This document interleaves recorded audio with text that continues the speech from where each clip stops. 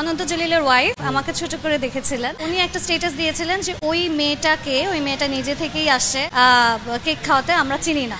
ব্যাপারটা হলো যে ফার্স্টে আমি ওরকম ফিল করিনি। স্টেজে যাওয়ার পরে স্টেজে যখন আমাদের কেক খাওয়ানোর ব্যাপারটা ঘুরছিল তখন আমার কাছে নর্মাল লেগেছে। পরে যখন আমি নিউজে দেখলাম জিনিসগুলো তখনও আমি অনেক ইন্টারভিউতে এটা বলেছি যে আসলে আমার কাছে ব্যাপারটা এরকম লাগেনি। ওনার থেকে আমি ওই টাইপের কোনো রিয়াকশন পাইনি। একটা হিরোইন বা যে হলো মিডিয়াতে আছে তার সুগার না খাওয়াটাই খুব নর্মাল। তো ওই জিনিসটা আমার কাছে নর্মাল লেগেছিল। বাট খারাপ যে জায়গাটা লেগেছে সেটা হলো ওইখানে উনি একটা স্ট্যাটাস দিয়েছিলেন যে ওই মেয়েটা নিজে থেকেই আসছে কেক খাওয়াতে, আমরা চিনি না। তো এই জায়গাটা ডেফিনেটলি আমার গায়ে লেগেছে বিকজ ওই মেয়েটা আমি যে ওই প্রোগ্রামের ব্র্যান্ড অ্যাম্বাসেডর অ্যান্ড সিইও ছিলাম। তো আপনি যখন একটা স্টেজে যাবেন, স্টেজে উঠে কারোর সাথে কেক কাটবেন বা ইনফ্যাক্ট আমাকে ওখানে মাইকিং করে ডাকা হয়েছিল, আমাকে ওখানে ক্রেস্ট তুলে দেওয়া হয়েছিল। সো এগুলোর পরেও যদি উনি না জেনে থাকে যে আমি ওখানে কে ছিলাম, আপনি কার সাথে স্টেজে উঠছেন সেটাও আপনি জানেন না, then that is very sad. So আমি রিকোয়েস্ট করবো যে নেক্সট টাইম থেকে যখন কোনো প্রোগ্রামে কেউ যাবে তখন তারা যেন জেনে নেয় যে তারা আসলে কার সাথে স্টেজে উঠছে, কার সাথে কেক কাটাকাটি করছে, কাকে সে ক্রেস্ট দিচ্ছে, তাহলে জিনিসগুলো ক্লিয়ার হয়ে যায় আর কেউ ছোট হয়।